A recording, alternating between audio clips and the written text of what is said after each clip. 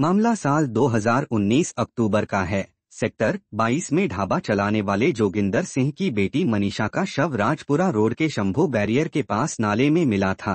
Police ने इस मामले में 3 दोस्त चंडीगढ़ निवासी रजत, कमल और मोहाली निवासी दिलप्रीत को गिरफ्तार किया था।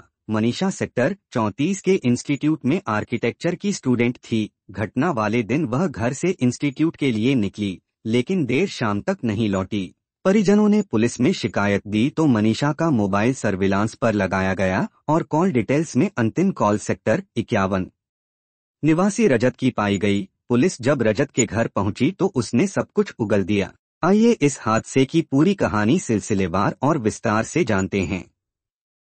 नमस्कार दोस्तों, मैं विवेक कुमार। आप सभी लोगों का हार्दिक स्वागत है आपके और हमारे चैनल क्राइम की कहानी के नए एपिसोड में। सबसे पहले आपके प्यार के लिए शुक्रिया कि आप मेरे वीडियो को पसंद करते हैं, लेकिन अभी तक आपने इस चैनल को सब्सक्राइब नहीं किया है तो सब्सक्राइब कर लीजिए, बेल आइकन दबा दीजिए ताकि आने वाली हर वीडियो आप तक पहुंच सके। तो चलिए आज की कहानी शुरू करते हैं। दुनिया के खूबसूरत माने जाने वाले केंद्र शासित आधुनिक शहर चंडीगढ़ के सेक्टर 22 में एक जाना माना रेस्टोरेंट है, नुक्कड़ ढाबा। इस रेस्टोरेंट का खाना इतना लजीज है कि दूर दूर से लोग यहाँ खाना खाने आते हैं, जिसकी वजह से वहाँ हमेशा ग्राहकों की भीड़ लगी रहती है। इसी रेस्टोरेंट के मालिक जोगिंदर सिंह की 20 साल की बेटी मनीषा सिंह सेक्टर 34 के एक इंस्टीट्यूट से आर्किटेक्चर का कोर्स कर रही थी।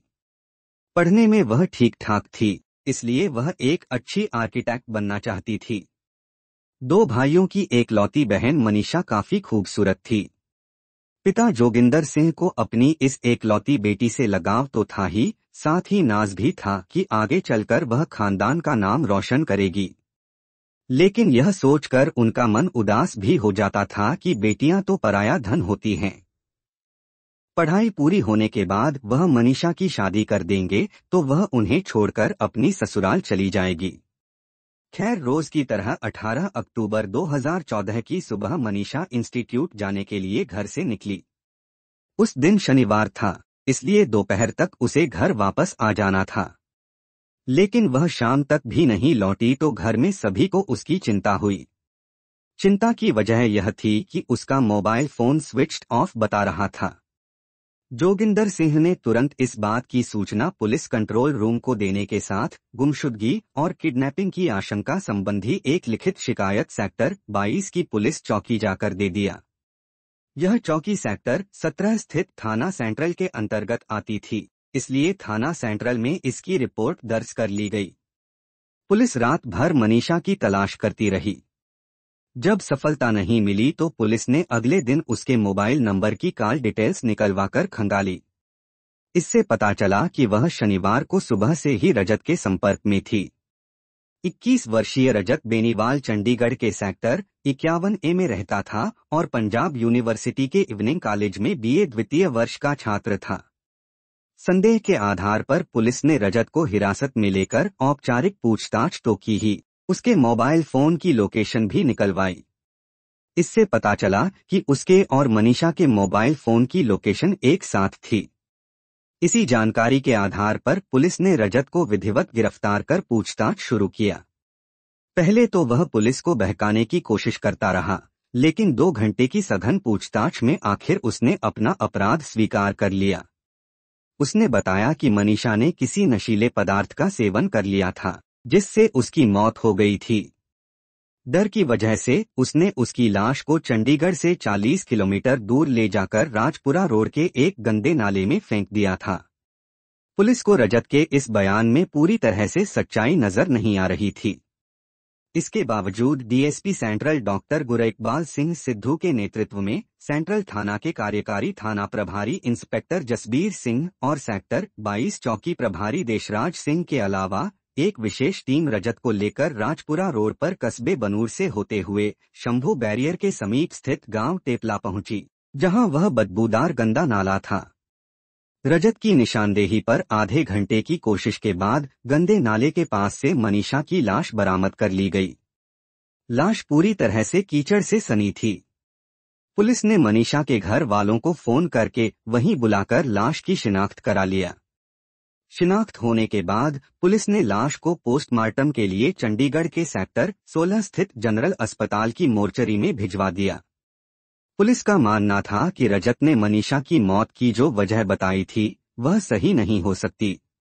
इस मामले में अकेला रजत ही नहीं शामिल था, बल्कि कुछ अन्य लोग भी उसके साथ थे। पुलिस यह मानकर चल रही थी कि मनीषा की मौत का रहस्य काफी गहरा है। चंडीगढ़ लौटकर रात में एक बार फिर रजत से गहन पूछताछ की गई। इस पूछताछ में उसने चौंकाने वाला जो खुलासा किया, उसके अनुसार इस वारदात में उसके अलावा 2 अन्य लोग शामिल थे। वे थे चंडीगढ़ के सेक्टर 56 का रहने वाला कमल सिंह और मोहाली के फेज 10 का रहने वाला दिलप्रीत सिंह। 29 साल का कमल सिंह एक रेस्तरां का मालिक होने के साथ साथ शादीशुदा ही नहीं, एक बच्चे का बाप भी था। 22 साल का दिलप्रीत सिंह इंटीरियर डिजाइनिंग का डिप्लोमा कर रहा था। पुलिस ने उन दोनों को भी गिरफ्तार कर लिया था। दोनों से हुई पूछताछ में पता चला कि दिलप्रीत मृतका मनीषा का बॉयफ्रेंड था। उसी ने उसकी जान पहचान अपने दोस्तों रजत और कमल से कराई थी। पुलिस को दिए अपने बयानों में उन्होंने बताया था कि 18 अक्टूबर 2014 को चारों एक पार्टी में गए थे, जहां सब ने ड्रग्स लिया और शराब भी पिया। सभी आकर गाड़ी में बैठे थे, तभी अचानक मनीषा की मौत हो गई। इसके बाद वे उसकी लाश को लेकर पहले पलसौरा गांव गए। वहां उन्हें लाश को ठिकाने लगाने का मौका नहीं मिला, तो वे लाश को लेकर राजपुरा रोड पर स्थित गंदे नाले पर पहुंचे और वहीं लाश को एक कपड़े में लपेटकर फेंक दिया। 20 अक्टूबर 2014 को तीनों अभियुक्तों को जिला अदालत में पेश करके 1 दिन के कस्टडी रिमांड पर लिया गया। उसी दिन सेक्टर 16 के जीएमएसएच अस्पताल में मनीषा की लाश का पोस्टमार्टम हुआ। पोस्टमार्टम के बाद लाश घर वालों के हवाले कर दी गई। लाश पर चोट का कोई निशान नहीं था। उस समय मौत की वजह भी स्पष्ट नहीं हो सकी थी। सीएफएसएल जांच के लिए मृतका के शरीर के कुछ हिस्सों के अलावा विसरा सुरक्षित कर लिया गया था। 21 अक्टूबर को सेक्टर 25 के श्मशानगृह में मनीषा के घर वालों ने उसका दाह संस्कार कर दिया। उस समय वहां कुछ पत्रकार भी मौजूद थे, जिनसे मनीषा के घर वालों ने कहा था कि पुलिस वाले कुछ भी कहें, पर साफ है कि मनीषा की हत्या की गई है, वह भी रंजिशन और योजनाबद्ध तरीके से की गई है। क्योंकि मनीषा किसी भी तरह का नशा नहीं करती थी। वह इस तरह के लड़कों के साथ कहीं जाती भी नहीं थी। कमल ने योजनाबद्ध तरीके से उनसे बदला लेने के लिए मनीषा की हत्या की थी, क्योंकि 1 साल पहले वह उनके ढाबे पर खाना खाने आया था। तब उसने बिल न अदा करते हुए उनके ढाबे पर काम करने वाले एक लड़के के साथ मारपीट की थी। उसके बाद उन लोगों ने भी उसे उसकी बदतमीजी का थोड़ा सबक सिखाया था। उसने उस समय काफी बेइज्जती महसूस की थी। अपनी उसी बेइज्जती का बदला लेने के लिए उसने योजना बनाकर दिलप्रीत, जो मनीषा के इंस्टीट्यूट में पढ़ता था, के जरिए मनीषा का अपहरण कर योजनाबद्ध तरीके से उसकी हत्या कर दी थी। दूसरी ओर पुलिस ने जो जांच की थी, उसके अनुसार रजत, कमल और दिलप्रीत ड्रग्स के आदी थे। मोबाइल पर संदेश भेजकर किसी जिंदर नामक शख्स से उन्होंने ड्रग्स मंगवाया था। जिंदर के बारे में इन्हें ज्यादा जानकारी नहीं थी। हाँ, पूछताछ में यह जरूर पता चला है कि अभियुक्त कमल पर थाना सेक्टर 39 में हत्या का एक मुकदमा दर्ज था, जो अदालत में विचाराधीन है। अभियुक्तों का कहना था कि मनीषा भी कभी कभी ड्रग्स लेती थी। उस दिन भी उन चारों ने नशे के लिए एक साथ ड्रग्स लिया था, तभी ओवरडोज की वजह से मनीषा की मौत हो गई थी। उसके बाद डर की वजह से उन्होंने उसकी लाश को ठिकाने लगाने के लिए गंदे नाले में फेंक दिया था। पुलिस की इस कहानी से मनीषा के घर वाले कतई सहमत नहीं थे। उन्होंने पत्रकारों के माध्यम से पुलिस के सामने सवाल खड़े किए थे कि क्या पुलिस ने इस बात की जांच की है कि जिसे ड्रग्स की ओवरडोज से मौत माना जा रहा है, कहीं वह ड्रग्स देकर हत्या करने का मामला तो नहीं है। नशेबाजों ने उसकी 2 लाख रुपए की ज्वेलरी हथियाने के लिए तो उसकी हत्या नहीं की, जो उसने उस दिन पहन रखी थी। योजना बनाकर मनीषा का अपहरण तो नहीं किया गया। कहीं ऐसा तो नहीं कि प्रभावी परिवारों के लड़कों के पकड़े जाने से पूरी कहानी बदल दी गई हो। चंडीगढ़ में आम चर्चा थी कि वहां ड्रग पेडलर्स का पूरा रैकेट सक्रिय है। ड्रग्स ओवरडोज मामलों में पहले भी वहां कुछ मौतें हो चुकी थीं। कहीं ऐसा तो नहीं कि मनीषा को उस रैकेट की जानकारी हो गई थी और इसी वजह से उसे मौत की नींद सुला दिया गया हो। लगातार हो रही इस तरह की मौतों के बाद भी पुलिस नशे के सौदागरों की धरपकड़ कर उनके खिलाफ सख्त कार्रवाई क्यों नहीं कर रही? चंडीगढ़ में एक प्रतिष्ठित संस्था है फॉस्वेक। इस संस्था के सदस्यों ने साफ कहा था कि वे नशे से जुड़े लोगों को पकड़कर पुलिस के पास ले जाते हैं और पुलिस वाले अक्सर उन्हें चेतावनी देकर छोड़ देते हैं। मनीषा के मामले को लेकर शहर में प्रदर्शन होते रहे, कैंडल मार्च निकाले जा रहे थे, लेकिन पुलिस ने अपने ढंग से कार्रवाई करते हुए मनीषा की मौत के ठीक 81 दिनों बाद 8 जनवरी 2015 को रजत, कमल और दिलप्रीत के खिलाफ आरोप पत्र तैयार करके अदालत में पेश कर दिया। यह चार्जशीट नशे की अहम धाराओं के तहत दाखिल की गई थी, लेकिन अदालती कार्रवाई अपने ढंग से चली। मामले की गहराई में जाने का प्रयास करते हुए अदालत ने तीनों आरोपियों के खिलाफ 4 फरवरी 2015 को गैरइरादतन हत्या, सबूतों से छेड़छाड़ और किडनैपिंग की धाराओं के आरोप तय कर दिए। सुनवाई की अगली तारीख 24 फरवरी तय की गई। उस दिन चंडीगढ़ की अतिरिक्त जिला और सत्र न्यायाधीश अंशु शुक्ला की अदालत में केस की विधिवत सुनवाई शुरू हुई। सुनवाई के पहले दिन मृतका के भाई 25 वर्षीय ऋषभ सिंह ने अपना बयान दर्ज कराया कि घटना वाले दिन सुबह कार से उसकी बहन को लिवाने दिलप्रीत आया था। घर के बाहर मनीषा ने कुछ देर उससे बातचीत की और फिर वह इंस्टीट्यूट जाने की बात कहकर गाड़ी में बैठ गई। कार में पहले से ही 2 अन्य लोग मौजूद थे। इसके बाद अदालत में मौजूद तीनों अभियुक्तों की उसने पहचान भी किया। इसके बाद केस की तारीख पड़ी 12 मार्च 2015 को। उस दिन आरोपी दिलप्रीत के वकील धर्मिंदर सिंह ने अदालत में अर्जी दायर करके मनीषा के फोन की जांच कराने की मांग की, जो स्वीकार कर ली गई। लेकिन अगले दिन जब मनीषा का मोबाइल फोन कोर्ट में पेश किया गया तो उसका लॉक नहीं खोला जा सका। इस पर मुकदमा 20 मार्च तक के लिए टल गया।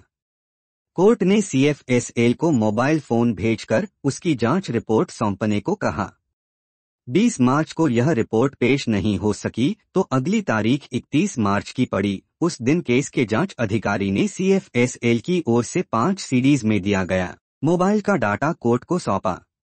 इसके बाद लगातार कई पेशियों तक अन्य गवाहों के बयान दर्ज करने के अलावा उनका क्रॉस एग्जामिनेशन हुआ। 6 जून 2015 को CFSL ने मनीषा की जनरल विसरा रिपोर्ट अदालत में पेश कर दी, जिसमें बताया गया था कि मौत से पहले उसके साथ रेप और अननेचुरल सेक्स किया गया था। वहीं विसरा से एक आरोपी का सीमन भी बरामद कर प्रिजर्व किया गया था। अब आगे तीनों आरोपियों से इसका मिलान कराया जाना था। इसके अलावा CFSL ने मनीषा के जिस्म के कुछ हिस्सों की गहन जांच के आधार पर अपनी एक विशेष रिपोर्ट भी तैयार की थी।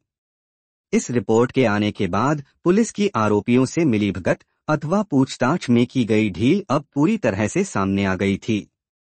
इन तमाम मुद्दों पर बहस होने के बाद 24 जुलाई 2015 को मामले की सुनवाई के दौरान सरकारी वकील ने इस केस में सामूहिक दुराचार और आपराधिक दुराचार के अलावा आपराधिक साजिश रचने की धाराएं 376 डी, 377 और 120 बी जोड़ने की अपील अदालत से किया।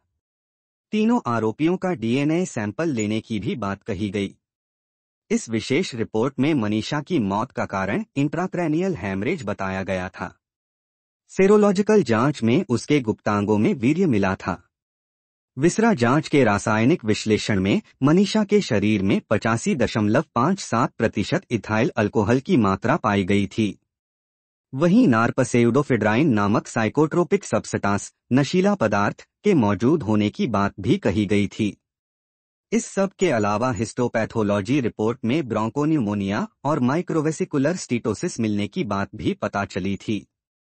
सरकारी वकील ने जो नई धाराएं इस केस में जोड़ने की दरख्वास्त अदालत से की थी, उसका विरोध करते हुए बचाव पक्ष के वकील इंदरजीत बस्सी ने अदालत से कहा कि धाराओं में संशोधन अथवा बढ़ोतरी की अर्जी मान्य नहीं है, केस की जांच करने वालों ने अपनी जांच पूरी करके चार्जशीट दायर की है और इस समय केस गवाहियों की स्टेज पर है। अपने इस विरोध के संबंध में बचाव पक्ष के वकील ने अपने ये नुक्ते अदालत के सामने रखे थे। मृतका के साथ यौन प्रताड़ना के मुद्दे पर किसी भी गवाह ने अभी तक अपना बयान दर्ज नहीं कराया है। अभियोजन पक्ष की कहानी के हिसाब से कहीं भी इसका जिक्र नहीं किया गया कि आरोपियों के पीड़िता के साथ यौन संबंध बने थे। अभियोजन पक्ष के अनुसार मृतका खुद आरोपियों के साथ गई थी, जिसमें कहीं भी जबरदस्ती का कोई आरोप नहीं लगाया गया है। पोस्टमार्टम रिपोर्ट में मृतका के जिस्म पर कहीं भी चोट के निशान नहीं थे, जिससे उसके साथ जबरदस्ती की बात साबित नहीं होती। CFSL रिपोर्ट और चार्जशीट में इस बात का जिक्र नहीं है कि यौन संबंध कब और किस समय बने थे। DNA प्रोफाइल के तहत अभियोजन पक्ष ने आरोपियों के ब्लड सैंपल लेने के लिए अर्जी दायर की है, ताकि वीर्य से इसका मिलान किया जा सके।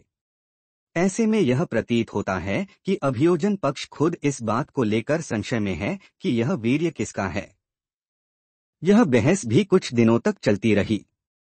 29 जुलाई को विद्वान जज अंशु शुक्ला ने इस मुद्दे पर ऑर्डर पास किया कि दुराचार और कुकर्म की अतिरिक्त धाराएं जोड़ने पर फैसला अभियुक्तों की ब्लड सैंपल रिपोर्ट और DNA टेस्ट की रिपोर्ट के आने के बाद होगा।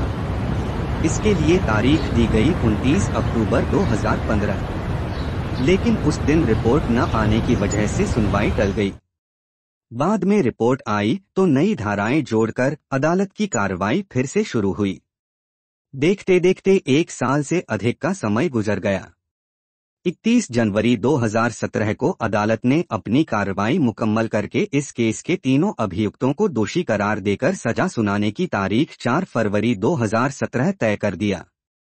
इस तरह सक्षम एडीजे अंशु शुक्ला ने केस से जुड़े 17 गवाहों के बयान और साक्ष्यों के आधार पर अपने 160 पृष्ठों के फैसले में 4 फरवरी 2017 को मनीषा सिंह केस के तीनों अभियुक्तों रजत बेनीवाल, कमल सिंह और दिलप्रीत सिंह को सामूहिक दुष्कर्म, अप्राकृतिक यौन संबंध, गैरइरादतन हत्या और आपराधिक साजिश के आरोप में 20-20 साल की कैद के अलावा तीनों को 5,22,000 रुपए प्रति दोषी जुर्माने की सजा सुनाई। अदालत के इस फैसले के खिलाफ दोषियों ने समयावधि के भीतर हाई कोर्ट में अपील की है, जो विचाराधीन है। बहरहाल मनीषा के पिता द्वारा जारी किया गया यह संदेश काबिले गौर है कि अपने बच्चों के सपनों को पूरा करने के लिए माता पिता कोशिश तो करें, लेकिन बच्चे किसी के बहकावे में न आ सकें, इस बात का भी ध्यान रखना जरूरी है। अगर उनकी आदतों या व्यवहार में जरा भी बदलाव नजर आए तो बच्चों को एक दोस्त की तरह समझाकर किसी के बहकावे में आने से रोकें। आपका बच्चा कितना भी सही क्यों न हो, उसे बहकाने वाले तब तक उसका पीछा नहीं छोड़ते जब तक वह उनके जाल में फंस नहीं जाता। कहानी को लास्ट तक सुनने के लिए आपका धन्यवाद। इस कहानी के बारे में अपनी राय कमेंट करके जरूर बताइएगा और ऐसी ही अपराध की सच्ची कहानियों के लिए हमारे चैनल क्राइम की कहानी को सब्सक्राइब कर लीजिए। कहानी को लाइक और शेयर जरूर करें। धन्यवाद।